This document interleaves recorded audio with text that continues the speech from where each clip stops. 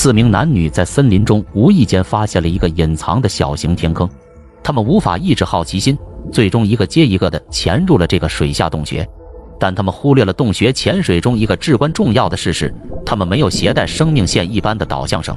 随后袭击他们的是任何人都未曾预料的震撼场面。故事发生在澳大利亚，位于澳大利亚南部芒特甘比尔东侧的艾伦洞穴是一个以清澈透明水质而闻名的天坑，别名死亡洞穴。从这个天坑往下潜，就能看到一个水下洞穴的入口。该洞穴的结构很特别，它指向入口西侧延伸。进入洞穴后，内部是低矮且平坦的通道，深度约为20米，算是较浅的一类。1972年10月9日，17岁的罗恩、他的朋友克里斯托弗、18岁的桑德拉以及39岁的戴夫，这4人都在潜水同好会中结识，关系亲近。原本他们已经在其他天坑完成潜水，正拖着疲惫的身体返回途中。罗恩和桑德拉有大约1年半的潜水经验，克里斯托弗则有约2年，而年纪最长、经验最丰富的戴夫是一位潜水老手，拥有长达15年的潜水经验。途中，戴夫驾车经过一处森林时，偶然发现了一个小天坑。他提议稍作停留看看，尽管大家起初感到疲惫，但即兴探索的诱惑让他们最终都答应了。他们一到天坑入口就抑制不住兴奋，开始从车中取出装备并穿戴好。他们之所以兴奋，是因为这个水下洞穴一直以来只存在于传闻之中，充满神秘与未知。他们被探险的渴望驱使，想进入更深的洞穴内部。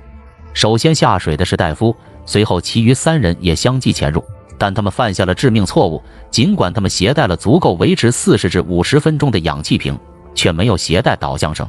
原因是他们并未打算进行深入探索，而且曾听说洞穴地形并不复杂。还有一个共同点是，这4人都几乎没有任何洞穴潜水经验。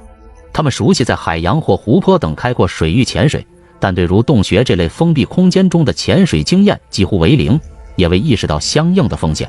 刚开始的5分钟，他们心态轻松地在洞穴浅层游览，欣赏周边地形。但洞穴结构过于单一，他们很快失去兴趣，决定向更深的西侧移动。他们遇到几块大岩石后，戴夫打出手势再往前看看，大家点头回应，于是继续向深处前进。他们下潜约6米，发现了一条低矮平坦的长通道。作为队长的戴夫其实知道没有导向绳贸然探索是不安全的，但他仍说服大家就再深入一点，于是4人决定进入狭窄通道。问题是这段通道高度仅约1米，宽3米，极易搅动沉积物，形成浑浊失明现象。在这种环境下，水中能见度会瞬间为0，黑暗完全笼罩四周。他们穿过弯曲交错的狭窄通道后，终于发现一个宽敞空间。清澈水域的美景令人陶醉，他们边游边欣赏。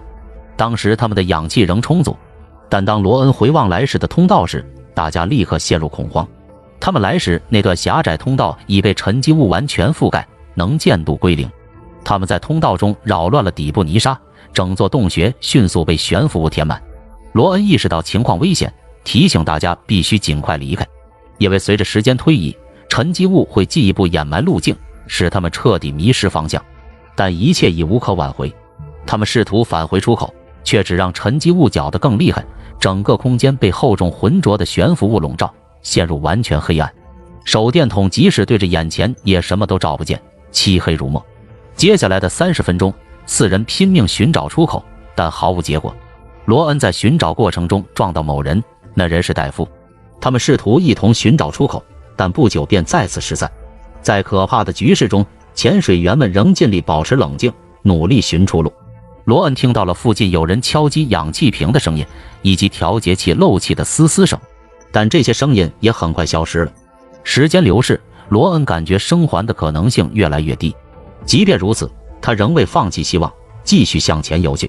可呼吸越来越困难，备用氧气也已耗尽。就在此时，罗恩仿佛奇迹般在头顶看到一丝微弱的绿色光芒。他拼尽最后一丝力气朝那光亮游去，终于将头探出水面。他试图敲击氧气瓶发出声音，向仍在洞中的同伴传递出口的位置。但几个小时过去，依旧无人浮出水面。最终，罗恩别无选择，只得报警求助。赶到现场的救援队中，包括戴夫多年的好友、专业潜水员麦克劳利。了解情况后，救援队立刻展开搜救。但由于浑浊失明，洞穴难以进入，最终他们只能等待洞中悬浮物沉降。可直到当天晚些时候，救援仍无法顺利进行。第二天，他们才得以进入洞穴。此时已非搜救，而是打捞遗体。麦克佩戴可长时间供氧的浮管设备进入洞中，在穿越蜿蜒狭窄通道时，他差点受困。最终，他抵达宽阔区域，并在地面发现了一名潜水员的遗体。那人正是他的老朋友戴夫，他在距出口仅几米的地方被发现。麦克压下悲痛，继续搜寻，最终在洞穴尽头的封闭通道里找到了其余2具遗体：罗恩的朋友克里斯托弗与桑德拉。他们可能将此处误认为是出口。这起悲剧性事故后，死亡洞穴被彻底关闭，而这次事件也令死亡洞穴之名更加令人闻风丧胆。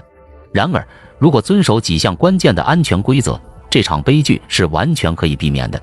最根本的失误在于他们未携带导向绳，这是洞穴潜水最基本的装备。他们也没有准备备用氧气瓶，在紧急情况下无法为自己争取时间。